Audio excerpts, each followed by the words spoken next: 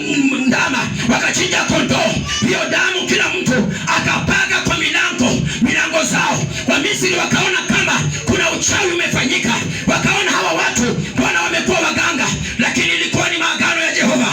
Nimekuja kukuambia leo hii maagano ya Jehova inaenda kutimia kwa maisha yako. Waliokuwa wametarajia utaisha, wewe hautaenda kumalizika. Maagano ya Mungu yataenda kusimama na wewe.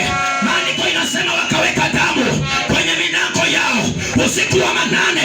Wachawi walizoea kuroga, waganga walizoea kuroga. Hiyo raundi hiyo mambo yalibadilika. Waliokuwa wamekuzoea usiku, Bwana anakwenda kutokea. Kila roho yote ambayo nimekusudia kuingia kwa maisha yako, kuna alama ya damu ya Yesu. Nimekuja kukuambia alama ya damu ya Yesu Kristo inaweza zuia wachawi, inaweza zuia waganga, inaweza zuia devil worshiper, inaweza zuia Illuminati. Hiyo damu ya Yesu Kristo iko na alama ambayo inazuia chochote ambacho inaweza andama maisha yako. Usiku wa leo kuna damu ya mwanakondoo. Maandiko imeniambia damu ya Yesu inanena mema kuliko damu ya Abeli, maana damu ya Abeli inalipiza kisasi. Hii damu ya Abeli inaweza laaniwa. Hii damu ya Abeli inaweza pata HIV. Hii damu ya Abeli inaweza pata kansa. Hii damu ya Abeli inaweza kufa, lakini damu ya Yesu Kristo inazungumza mema. Nimekuja kukuambia damu ya mwanakondoo inaenda kuongea mema. Kuna watu waliongea mabaya, chukua damu ya Yesu. Kuna watu walikulaani, damu ya Yesu inaongea mema. Wengine ni kulaaniwa, wengine waliongelewa mabaya, wakaambiwa hawana mahali wataenda, wakaambiwa hii familia haina mahali huwa inaenda, maana damu yao inafikanga hapa. Wengine wameambiwa damu ya hii familia hata kama wamesoma hawawezi pata kazi, ni hiyo damu ya familia. Afadhali uchukue Yesu, inaongea mema. Damu ya Yesu leo inaenda kuongea mema. Watu walizoea kuongea mabaya, walizoea kutabiri mabaya, lakini damu ya Yesu Kristo inaenda kuongea mema. Hiyo familia wanaijua. Watu hawezi enda ng'ambo, watu hawezi enda Nairobi, watu hawezi enda Mombasa. Kila mwaka wanazika watu, maana damu hiyo ni ya mauti imekaa kwa hiyo familia.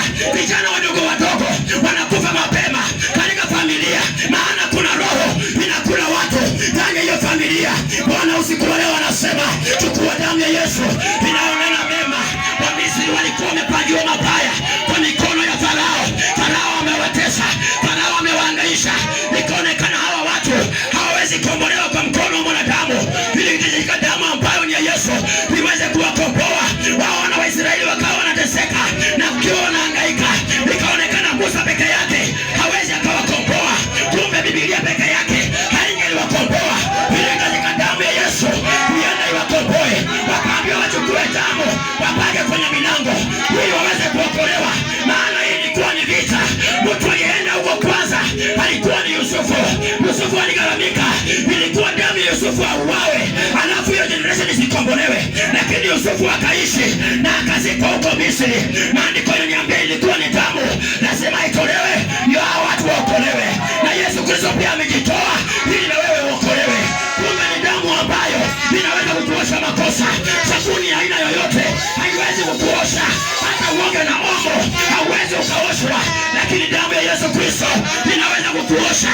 Hata kama ni Mkamba unaweza ukaoshwa, hata kama ni Mjikuyu damu ya Yesu inaosha, hata kama ni Muluya damu ya Yesu inaosha, hata kama walikuroga damu ya Yesu inaosha. Wewe ulikazaliwa, damu ya Yesu inaosha. Wewe walikuonea, damu ya Yesu inasafisha. Watu wamekukataa, wameongea mabaya yako, wameongea kinyume chako, lakini damu ya Yesu Kristo inaweza kukutakasa. Nimekuja kukuambia leo hii damu ilizungumza mema kwa nchi ya Misri wakati watu wao wamezuiliwa na hii serikali ya Misri. Wamesema hapa mtatoka, mtachonga matofali. Kazi ikawa ni ngumu, watu wanakufa ovyo ovyo, hawawezi enda hospitali, hawawezi tumia SHA, maana wako kwa nchi ya kigeni, hawana account, wako kwa nchi ya kigeni, wanafanya kazi, hawawezi lipa mishahara, wako kwa nchi ya utumwa, ndio wanahangaika, hawawezi pata leba yoyote, maana wako kwa nchi ya ugeni. Mungu akaona hii haitawezekana, ikabidi damu itolewe, hawa watu wakombolewe, watoke kwa mateso. Hawangenunua vitu vizuri, supermarket ambazo wangeenda Wamisri wangeenda hapo, walikuwa wametengwa, soko zao walikuwa zimetengwa, hawangeenda soko moja na hao Wamisri, maana ni watumwa. ni moja na hao wa Misri, maana ni watumwa. Ninaongea na mtu ambaye umetengwa, naongea na mtu ambaye umeonewa, ni kwa sababu umekosa damu. Ninakuja kuambia damu ya Yesu inaweza kukusaidia. Damu ya Yesu inarejesha, damu ya Yesu inarejesha, damu ya Yesu inarejesha, damu ya Yesu inarejesha. Chochote kitolewa kwako kinaenda kurejeshwa.